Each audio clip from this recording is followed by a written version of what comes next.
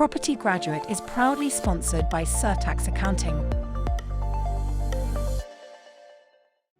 Property Graduate is the show for aspiring property developers and investors to win a life-changing opportunity that money can't buy.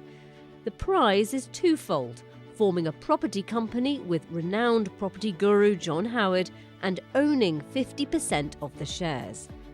John is one of the most experienced property developers and investors in the UK today. With almost 4 decades experience in the industry, he's been there and done that, having purchased and sold around 4,000 homes, apartments and developments. This savvy businessman is putting £1 million of his own money into the new company so the winner can buy and develop a property. With a 50% stake in it, they'll automatically receive a 50% share of the profit and potentially have John as a business partner for life. You're watching Property Graduate. In the first 2 episodes, John, Kirsty and Fiona put our potential graduates through the interview process. David has unfortunately had to withdraw from the competition for personal reasons, so there are now 8 contestants who will take part in the second stage of the competition, called the Challenge. They will have an hour to analyse a property deal which has been prepared by the panel. John has also enlisted the help of expert accountant Zee Razaq to make sure their numbers stack up and they can make the deals work. Let's get on with the challenge. Welcome to the challenge, round 2. This is a very important challenge you have got, and quite often this is where the pressure tells and where the wheels fall off of the wagon.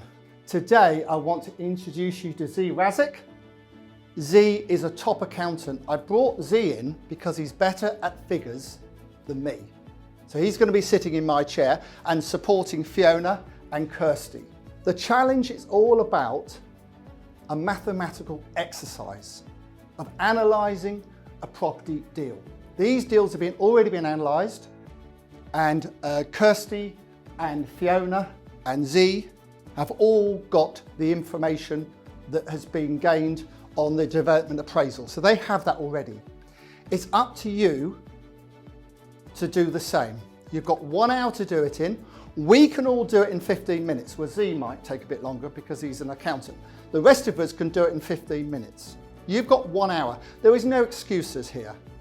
It's all about dealing with pressure and getting it done, because if I'm your partner and we have got 10 deals to analyse, I don't want it taking 10 days, I want it taking literally an hour or 2, because that's so important. So you have to analyse the deals and work out what you would pay for the deal on the basis of a 30% net profit on cost. You have a sheet there to fill in.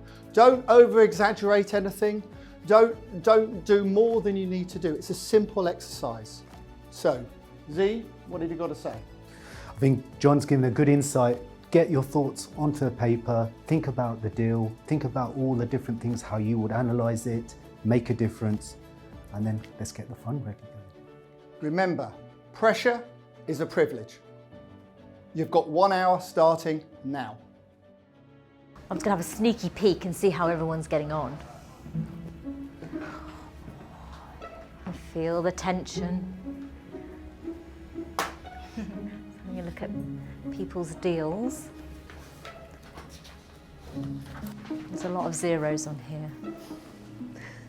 I would definitely need a calculator, so it's a good job you've got one. Oh, I'm really glad it's not me doing this. You're all doing ever so well. This is tough. It's not an easy gig. So here we are, round 2, which is almost the toughest round, because we give them a deal that they've not seen before, and then they have to analyse that and show us what they think. Yeah. And that's the real insight into how their analytical minds work, what sort of price they want to pay. And bear in mind that whoever wins this is going to have to do this a lot throughout the year that they're working with John. I know, I'm really interested to see how they've approached their due diligence in that time. Can they do due diligence at speed and identify risks and identify the opportunities to mitigate those risks? That's what I want to find out. Well, John famously says it only takes him 15 minutes to look at a deal, and these guys have had 4 times that time. It's 60 minutes. So they better be bringing their A game, because otherwise, you know, they'll be moved on.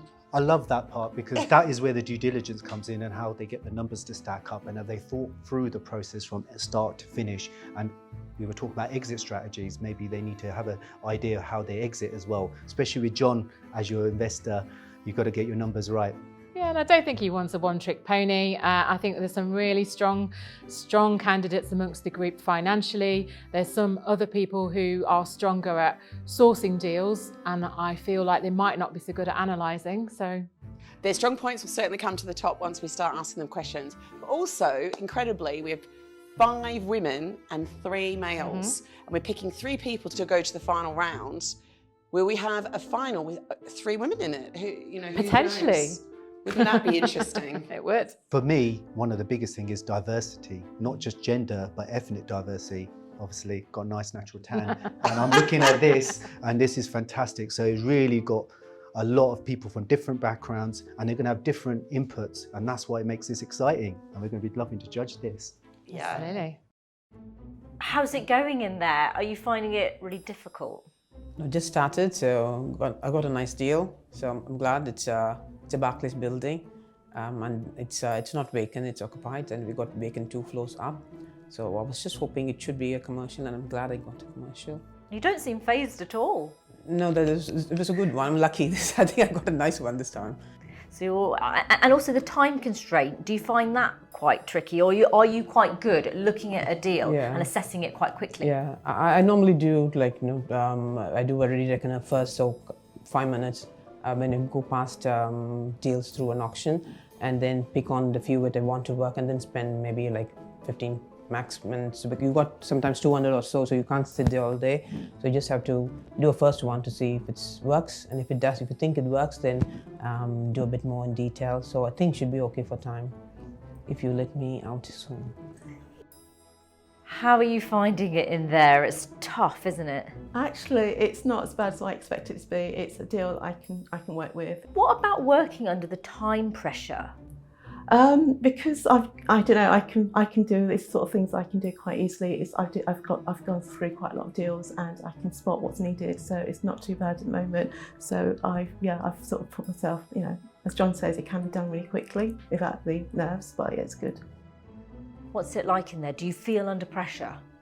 Yeah, it's definitely, especially I can't seem to be able to get to the planning portal side, so I'm not really sure at the moment what has been approved. Are you good at appraising deals? Can you do it quite quickly, or do you like to spend a little bit more time? I haven't done anything like this before, so it's definitely, you know, I'm out of my comfort zone, so to speak, but hopefully the page is loaded by the time I get back, and then I will be able to, you know, get something on the paper.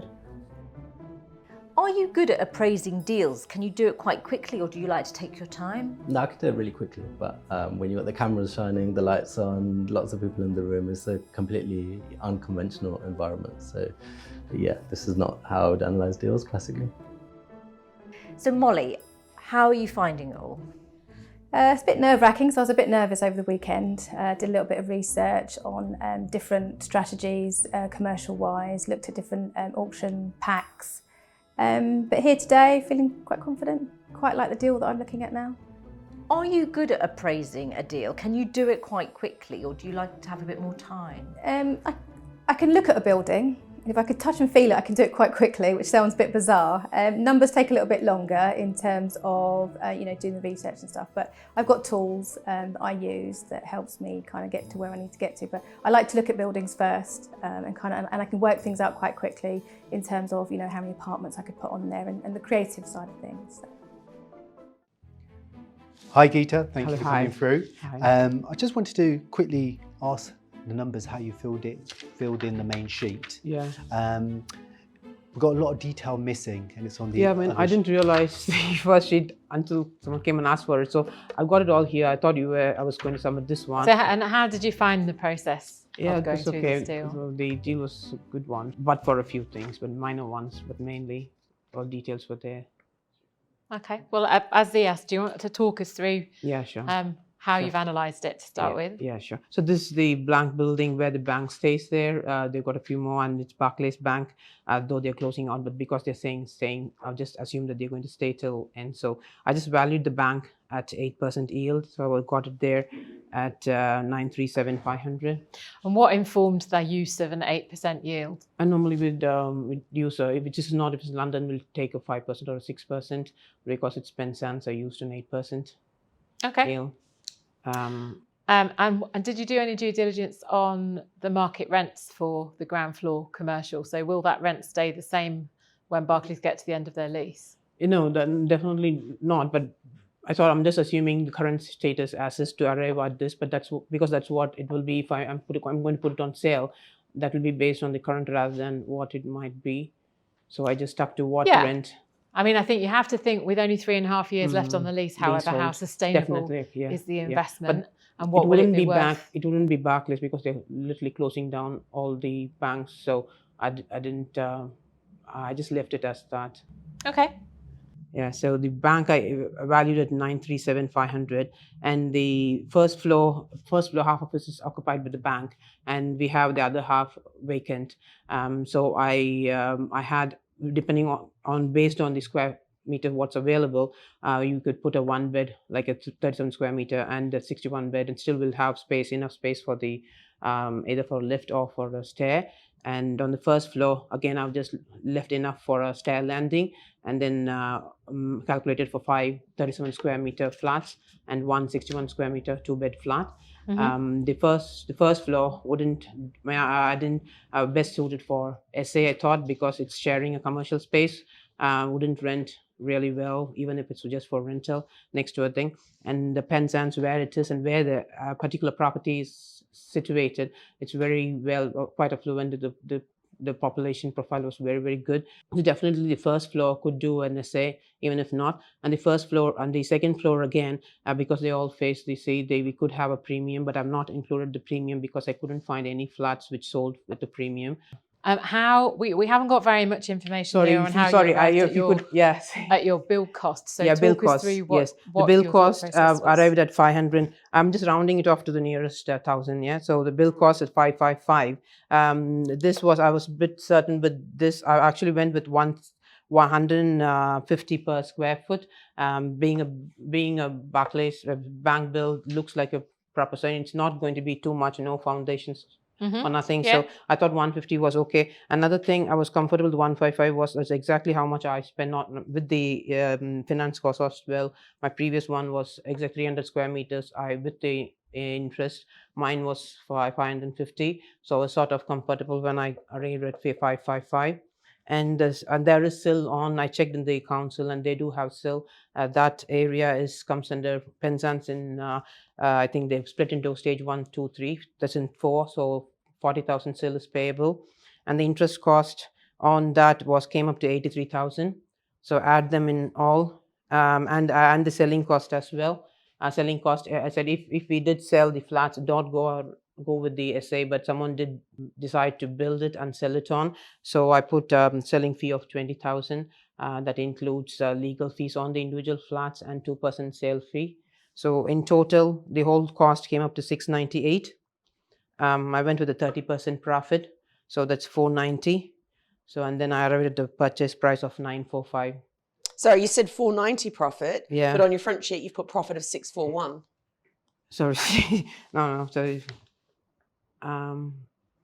Sorry, there was something wrong. Profit 641,000, not 490. 490. I think also, what cost do you feel are missing from here? Because no, for the under the interest cost of 83,000, I added all the fees, exit fees, QS, legal, buying cost. Everything goes into the 83,000. So just to clarify, what I'm stating is, know how you displayed the numbers. You should itemize them so it can easily be followed. Because when I'm looking at this, you've made a lot of assumptions within both numbers. Okay. And then when we're asking you, the numbers don't stack up between the two. And that's where the challenge is. Would you want any numbers that you want clarification No, on? I think you've gone through some of them and you've noticed some were missing because it wasn't transparent on the summary sheet. This sheet is quite important and you've included in wholesale. It's not easy.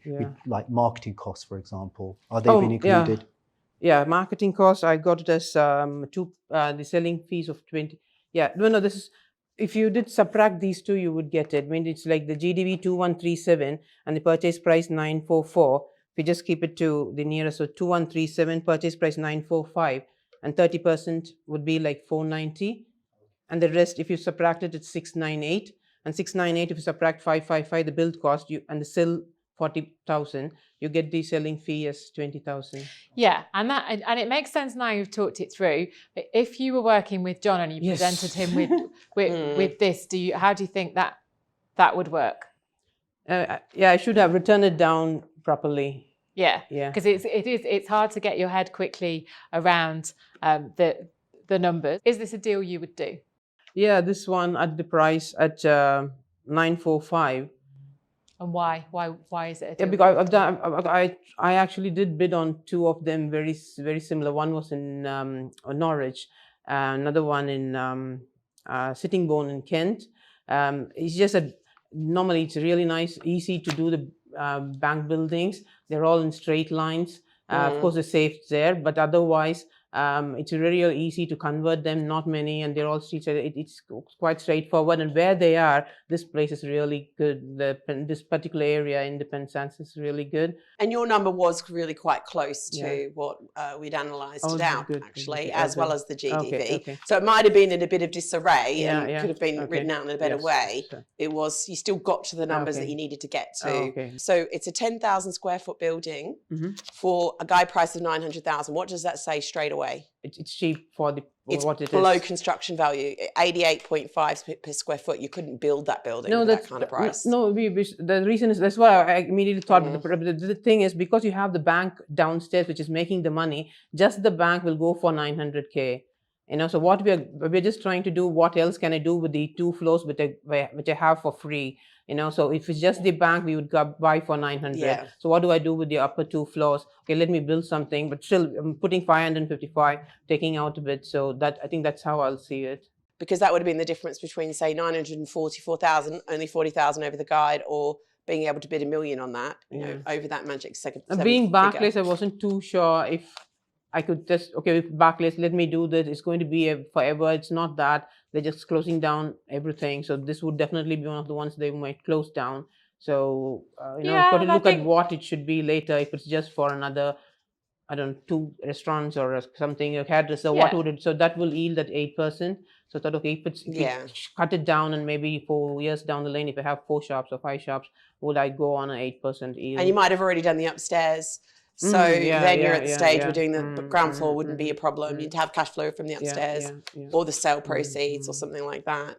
Yeah, so that all makes sense. Thank you very much, Lisa. No, don't be sorry. We've understood what you've done. You've analysed it. Well done. I didn't see this. I didn't even see this. I was just doing this, and they said, "Give me the 2 papers." It was stapled to it. Yeah, it's a challenge, but you met it. You've explained it. So thank you. Thank you, Geeta. Thank you for your time. Thanks for having me. So overall, do you think it went okay? Yeah, good. I mean, was it tough being grilled by the accountant? No. So I said they were looking for the numbers, and I didn't have the numbers on the first page. So I just had to explain. It's the same numbers which I had on the second page. So I just had to explain how I arrived at it and why.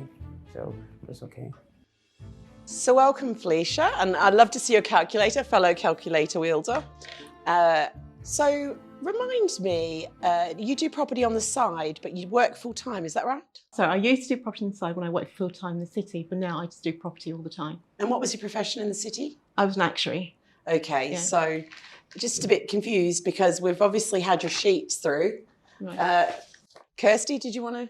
To be perfectly honest, from this presentation, have no idea what you're going to do with this or what your numbers are. Right. And the question I have is that if you gave this to John, what do you think his reaction would be?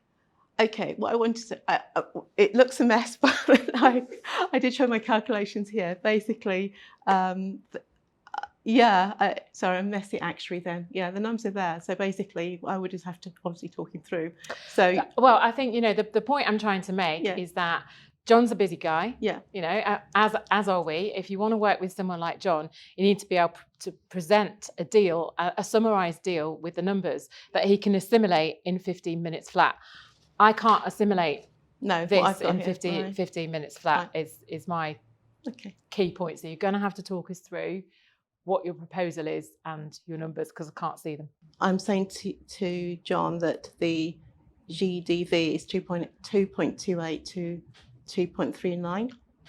And the 2.39 is based on if this was like asset management, that's the approach I took.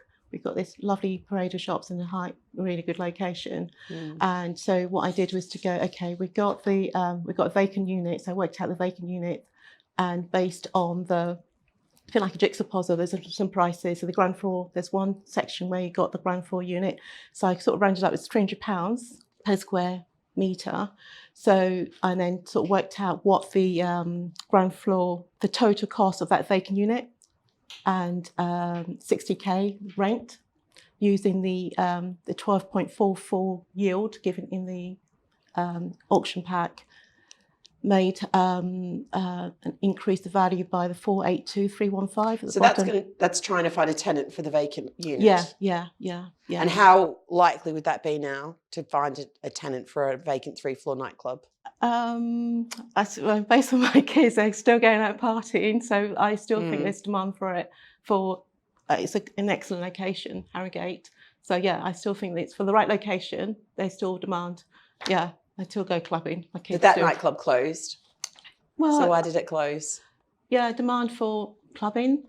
I think there's still demand for clubbing because my kids are still going out clubbing. Or leisure in general. I mean, I think your overall approach it is appropriate in terms of looking at it as a commercial asset management deal rather than looking at it as a resi conversion. So if you're not looking at it as a resi conversion, is that why we don't have lots of build cost numbers? That's it. Yeah, this is like this form sort of made you say you need to build out. Then I thought, this is an asset management thing. I can increase the rent, because like a lot of the rents were coming up for renewal, and even I gave a 5% increase. So a lot of them was like 2022, 2023. There's a few, so I said, okay, let's overall assume that we can increase the rent increase to 5%. And all what the was units. that based on? So what are market rents doing in Harrogate?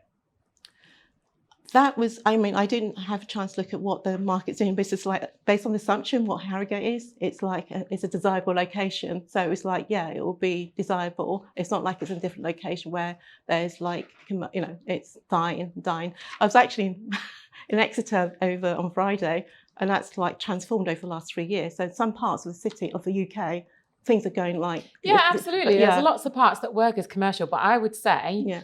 that's a key piece of due diligence. If you want to keep this commercial and look at it as an asset management deal to uplift value, the key piece of information you need to understand is what are the market rents doing in that location? Are they going up? Are they going down? You can't just make that a big sort of assumption. Assumption, because every high street and every location is working differently. Hi Felicia, I just want to add a few things. I was hoping, you being the finance person on this, on the out of all the candidates that come up, you would have some very detailed numbers and they would flow through. And one of the things I'm noticing here is when you buy, you have a tax that hits you when you buy it. You've got the VAT, I'm not even gotten to the VAT. Okay. It's another one called stamp duty land tax. Right, yeah. I can't see that anywhere on here. So regardless of your strategy, surely you should have factored that in, right? Like I just wanted to get the value, the GDV, and say, okay, what's my purchase cost going to be? What we got the suggested price. Sorry to interrupt, but I went backwards. When you've bought property before. Oh right? yeah, you got stamp duty, legal costs, and everything. Yeah, so those are things of bread and butter, aren't they? And you should be able to document them, right? Yeah. So you got stamp duty, land tax, and then you mentioned VAT. So what was your thought process on VAT? Okay, my thought process on VAT is 20%. I thought, okay, this is the guide price was 1.8 to 1.9 million. And I thought, okay, we've got to pay VAT. So I just took the VAT, this is why you see 0.8 reduce the price. The 1.8 at the bottom times 0.8 would give you the, effectively I took the view, I'm not going to pay VAT. I'm going to reduce the guide price by the VAT, so that net off the purchase price. So that's why it's 0.8 at the bottom. So that gave me my suggested purchase price of 1.44. Is there a tenant in the building already? Oh, there's tenants in here, yeah. Multiple tenants, yeah. There's only one vacant. So if there's multiple tenants, have you looked at how to mitigate VAT? This is an accountant type question, isn't it? No, I haven't. No, I haven't got no. The reason why I say this Yeah, is a it's a good cash question. flow issue as well, Yeah. right? It's not just a tax issue, it's a cash flow. Uh-huh. So it's one of the things when you're looking at deals, you've got to invest some time to see what the impacts are. Is this something different? You've not done commercial Oh deals? no, this is textbook knowledge base applied to this. I'm not a commercial. So it's outside of your comfort zone. Oh yeah, for sure. In It's just based. analysing I've it. done a bit of training on commercial, and I knew like this is be a good asset management one because it's it's one unit's vacant. I know it's a nightclub, and I think oh yeah maybe may not. Well, it's quite significant square footage at 3,500.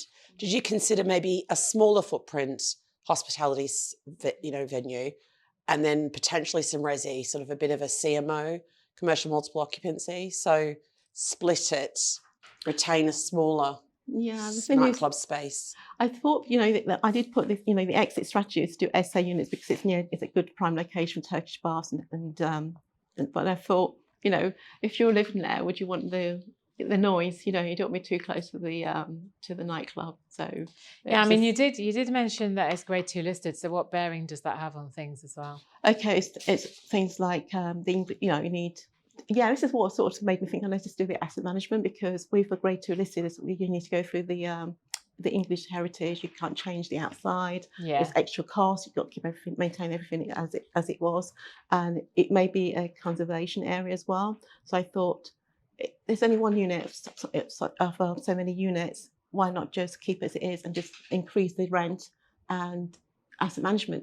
That was my thought process. You definitely want to be looking at, is the nightclub currently marketed to rent? If so, how long has it been marketed for? You'll need to have at least 12 months marketing to go in for planning to make any kind of changes. The other thing, I own a nightclub, so I know these things. You also want to be sure that they've been keeping up to date on their alcohol license because a lot of people stop paying those, which means you have to go back in and get a brand new alcohol license. That could be a deal breaker on something like a nightclub.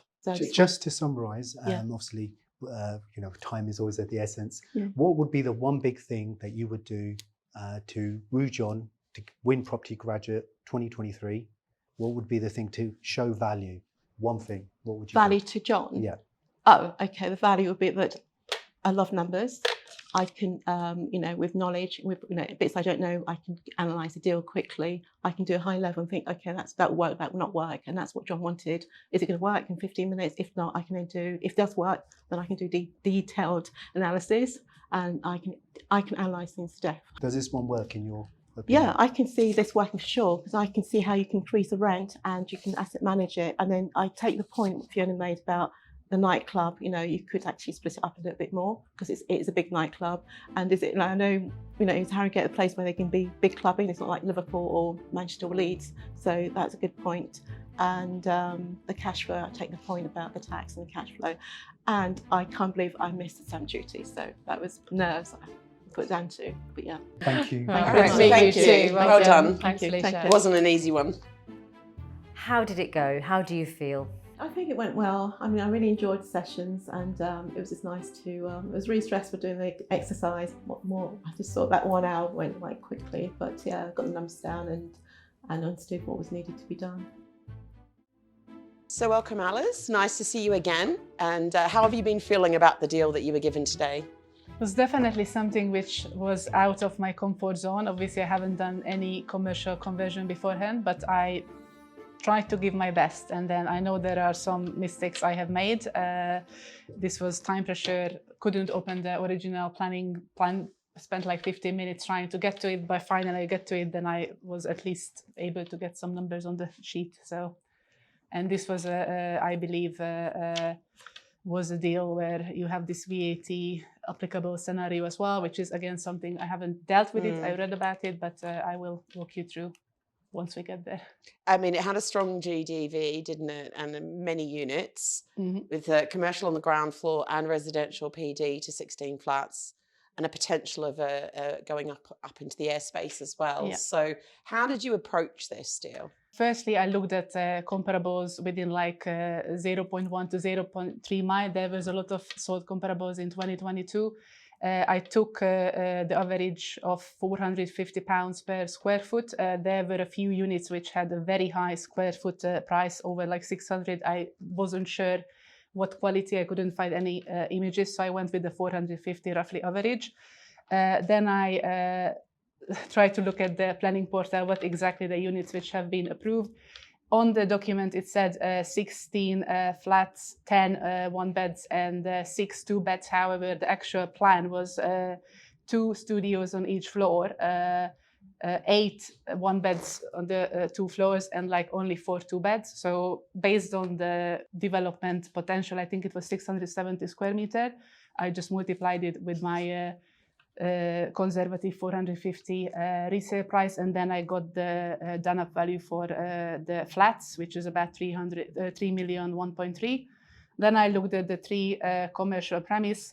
I believe on the first floor there was a smaller company, but I kind of disregarded them. I just went with Ladbrokes and Choice Furniture because they had like a stronger lease. For Choice Furniture, I applied 5% yield calculation. Then it gave 5%. They had a good year closure with the high profit, so I thought that that's kind of strong. But again, you know, I'm not really an expert in the field. But their lease is expiring. So they've got a very, very, very short lease. So that income is significantly at risk. And what we do in commercial valuation is we use the investment yield that we capitalise rent by to reflect that risk. So I'd say that yield needs to double at least. For Yeah, choices. I think 5% is quite, is probably not the right yield to use. And you used a lower yield on choices than Ladbrokes, which is interesting because Ladbrokes are the stronger. Because I thought like betting shops, you know, Okay, you see them a lot on high about street, and they shops, kind of like disappeared over time. So I used the 7 for them, and then this gave me the, I think for the commercials about 2 point something in total. Sorry, I didn't total on my list.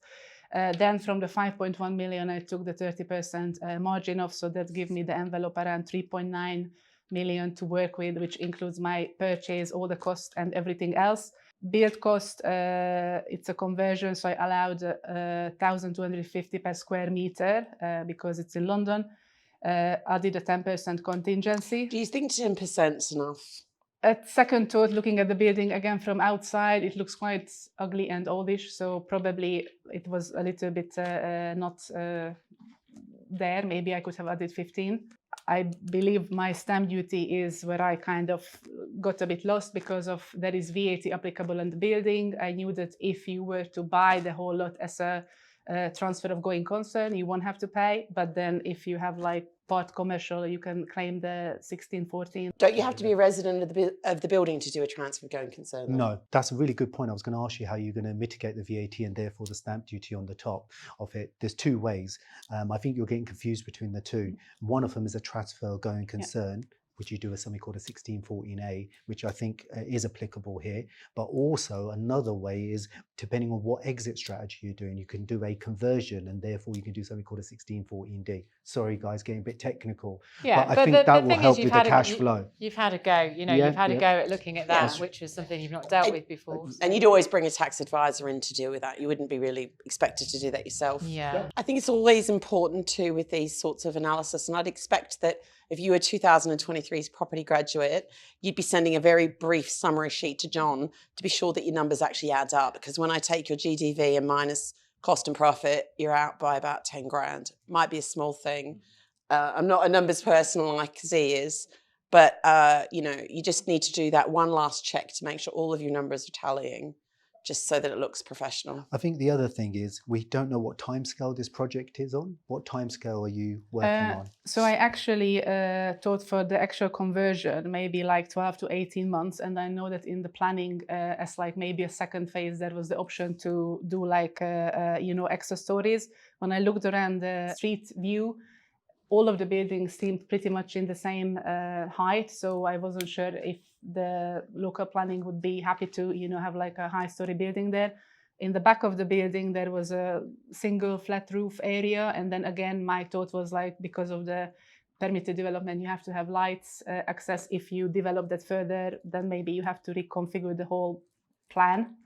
So just to clarify on that, 12-18 months to do the build and the planning, how much then to, if you were selling as your exit? 12 to 18, I allowed to include like the 6-month sale if you start marketing early. And something which I found it could be a little bit concerning is that there were actually studios in the original plan which was below the 30 square meters, so there could be a little bit of difficulty. Yeah, national space standard issues. Yes, risk could be because of the building look quite old, so asbestos could be in the premise, but then you can get the tax relief, which could be 150% off what you're spending.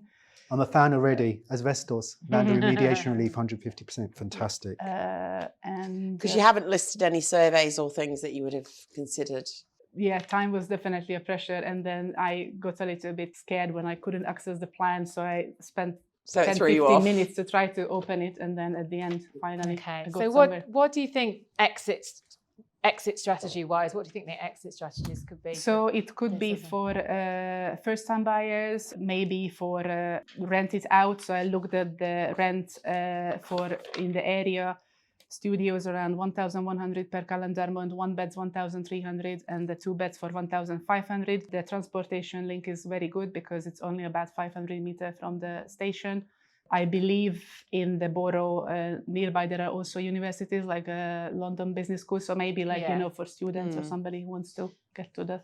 So did you consider? So John wants to get his money back out and do more projects. And so how would you do that with a project like this? Try to sell, you know, maybe off plan, start advertising early enough, or can get some money back if can put in a planning application at the same time when you start the project for the additional 2 stories, and then just sell it off to like another developer. Then you can recoup back some of the money. I don't know, refinance maybe as a final ultimate. If you wanted to, you know, woo John on this, get him part of the deal and all the rest of it, and be property graduate to 2023, what would you do? What would be the one thing that you would do to make that difference? Obviously, you will learn more because every day is a learning opportunity. So whatever you have reflected back to me now, I will go away and continue to study. And to be honest, all I just can say that 1 week ago, I didn't even know about the tax VAT issues. I was just revisiting, you know, previous series, learning, seeing what questions you guys are asking and try to. But as I did say, this deal is something which I never done before. So it's definitely opportunity to learn and then do Great. it. Thank you so much. Thanks, and well Thank done. you. That wasn't Yeah, an easy one for you. Thank you so much. How did it go in there? Yeah, I think it went quite well. I mean, the deal was something which is not something I have ever done before, so I just gave my best shot, and then hopefully this was enough. But a lot of opportunity to learn, and obviously, you know, with the feedbacks or the questions, that's something I can take away and research when I get back home. So welcome, Vic. Thanks for coming back. We were in round 2. You had quite a difficult one to analyse. What did you think when you saw what you'd been given? I'm glad you said that. Yeah, it was a little bit difficult. I think not in terms of the deal analysis, just the data points behind it, trying to find, you know, square footage of your sites. I was looking all over the place. I couldn't believe there was a planning application with no architect plans, so that was difficult. So did you go on the planning portal using the references on page 2 and check out? Oh yeah, absolutely. I had a good look of the planning application. Know it reasonably well now. I was on EPC sites as well, looking at, you know, the existing property. So I managed to find square footage for that property, but that was the biggest challenge. I probably wasted way too much time doing that. How did you come up with the suggested purchase price? I worked backwards from the GDV, put in all the costs. So, you know, when I look at a deal, there's a few things that are just fixed, right? And then your purchase price is your variable. What's going to be fixed is your sale value per square footage, the cost of the build. That will obviously vary, whether it's a conversion or whether it's a new build. And then work backwards and get that 30% on cost. From the pack, where it's got a guide price of 2.3 million, and you put 236,000, how do you feel that's realistic, and what's your mindset behind that? It's not realistic. When I've managed, had a little reflection over lunch on the deal, I think the costs were pretty toppy. I work primarily in London. This is obviously in Aylesbury, so a little bit out. So I think there's probably about £500,000 too much in the cost. that would have potentially gone towards a purchase price. So, I mean, still nowhere near the guide price. I think the guide price is asking too much, frankly, but 236k is unrealistic, right? Of course. Yeah. And what comparables did you use? Where did you find your comparables to inform your calculation of GDV? Actually, you can see the 6-bed property was sold. I use property data, and when I use property data, I always find this a little bit toppy on the price per square footage, but that's all I had in this instance. And did you use the scheme function on property data, or did you use the unit function? Because there's two functions, isn't there? Yeah, the unit function. Oh, okay. Because they also have a scheme function where you can plot it as the 8 properties as a scheme. So that may have produced different results. Our analysis is that the GDV that you've come up with has been a lot lower, sort of £2.7 million lower than John thought you could get out of that development. In hindsight is obviously 2020. What I would have done is use minimum space standards. What I actually ended up doing is using comps for the local area, and this is quite a rural location, so actually you're going out quite far, and so the comps are not necessarily that accurate. So I can definitely see how there's too much in that GDV and how you would get a lower value. And just querying your contingency, you put 7.5% for such a high value scheme and such complexity. Did you think 7.5% was sufficient? Again, in hindsight, you'd probably want to go nearer the 12.5% mark for something of this scale. 7.5% is just what I would usually use in my deals. Quick question, what's in your other costs? So stamp duty, professional fees. You've put stamp duty there. So your other costs will be solicitor fees. You've got legal fees split out as well. For the sale. Okay, so your legal fees are for the purchase, and then other costs. Yeah, for the sale, and then your sales and marketing. So okay. Yeah. And you have professional fees at 3.5% and 12,000, but I can't understand what the 12,000 is 3.5% of GDV. No, I'm not sure the maths totally ties up there, because I was playing around with a few scenarios and working backwards off the GDV on my purchase price. So there was a little bit of confusion there. It won't be too far out, but you know, the bulk of this is GDV too high and costs too high. Is this the kind of deal you would look to source and bring to John? Yeah, absolutely. I think it's a great deal. The numbers, they don't scare me. It's actually pretty logical. Under that time pressure in that environment, you don't necessarily have the luxury of having all the data points and actually just headroom and thinking space to double check your numbers. So yes, but obviously with far more accurate numbers. So one point I want to say is that if you had more time to make that impression on John, what was the one thing that you would do differently to what you've done? I would make sure that there is precise attention to detail on my numbers. And then exit strategies worth considering on this project. So let's talk through your proposed exit strategies, one of which you said sell on with planning. This particular plot comes with planning, but I just wanted to demonstrate my thinking there that if you were going to get a plot of this nature which didn't have planning, that is definitely an option. So you could add the value and sell off with planning gains. Bungalows versus houses. Talk us through your thinking. Yeah, just looking at the local area, they seemed like bungalows were more desirable. I saw when I was looking at comps, more bungalows have been sold. So actually, I think that's definitely going to be more desirable on this kind of rural location. They do take up more ground space though, don't they? Obviously, when you've got 2 stories, there's less footprint. So maybe you can build more units.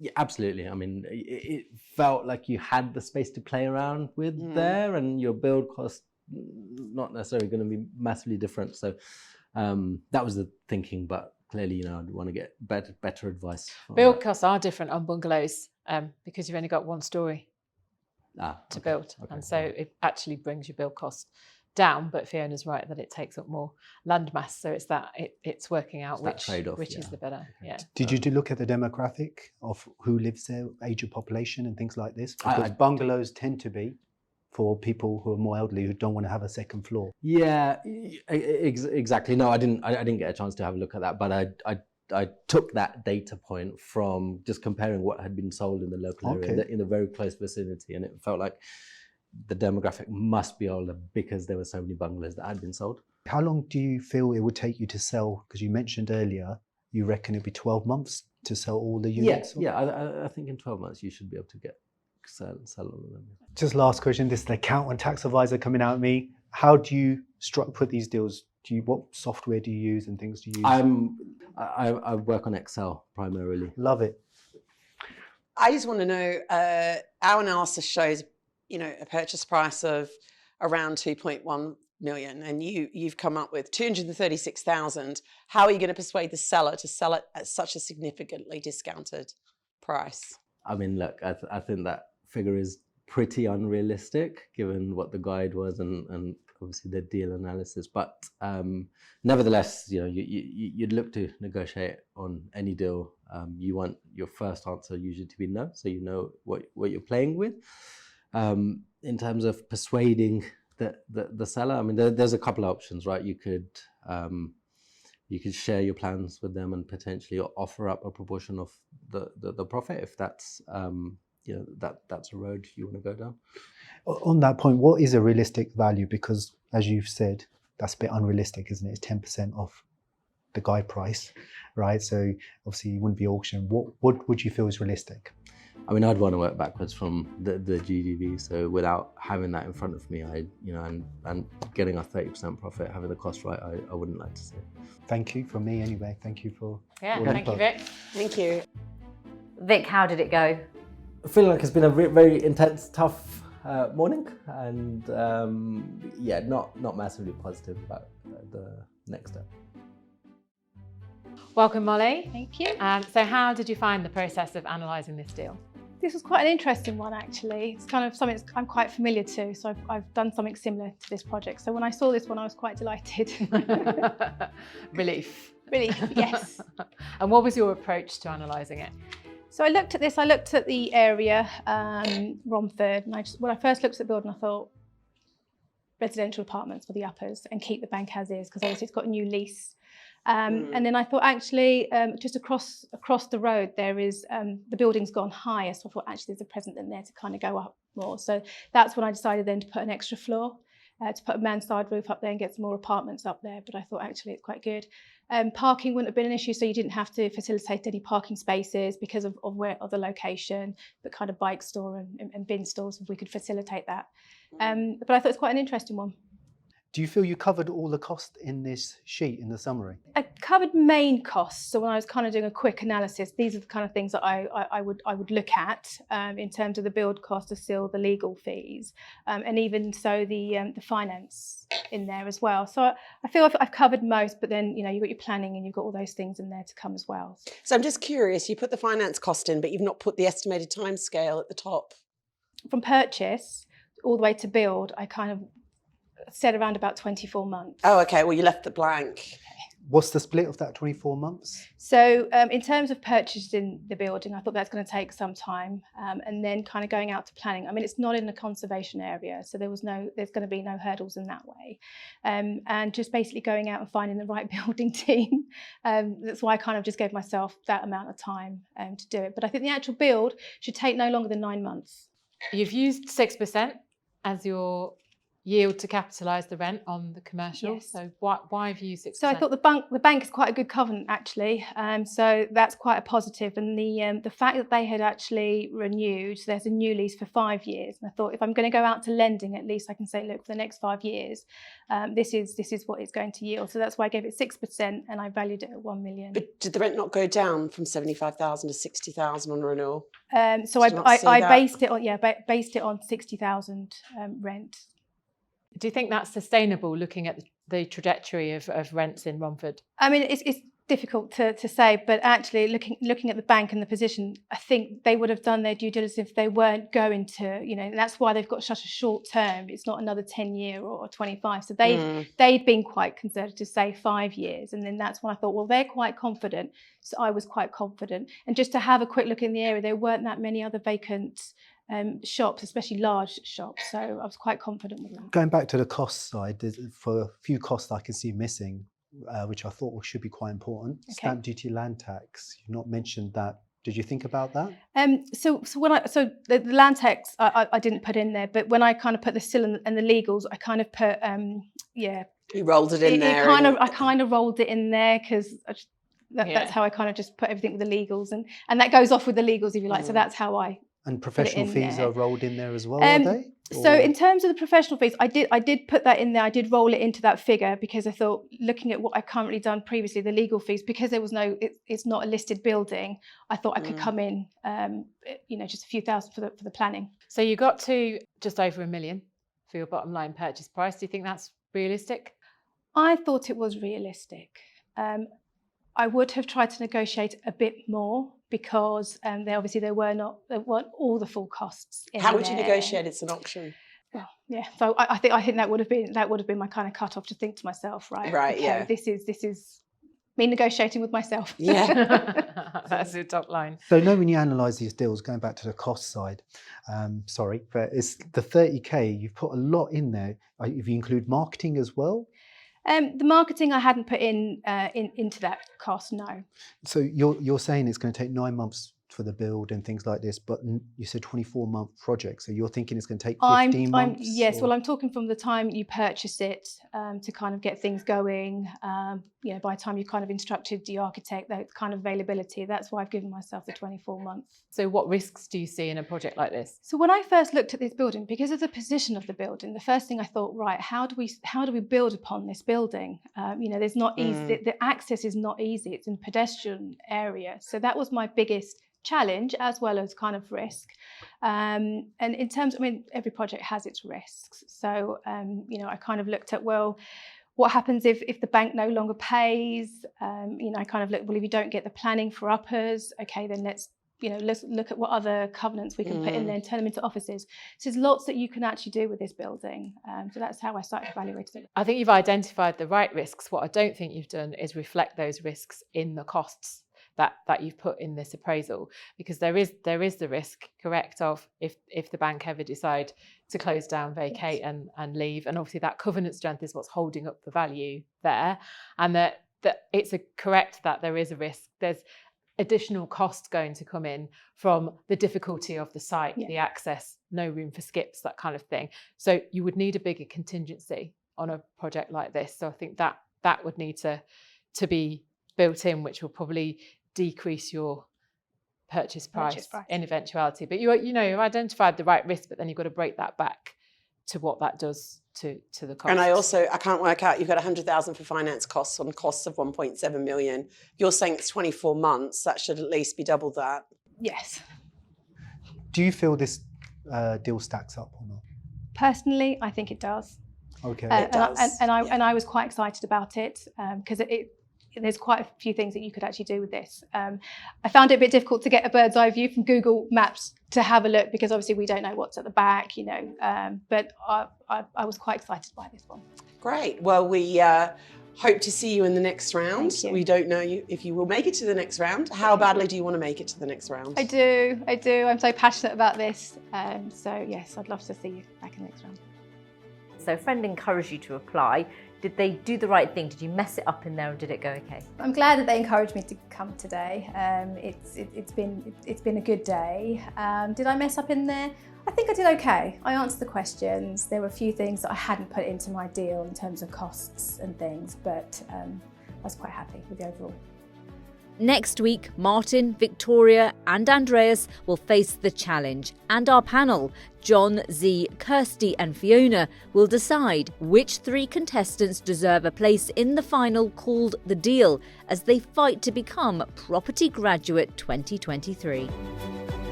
Property Graduate is proudly sponsored by Certax Accounting.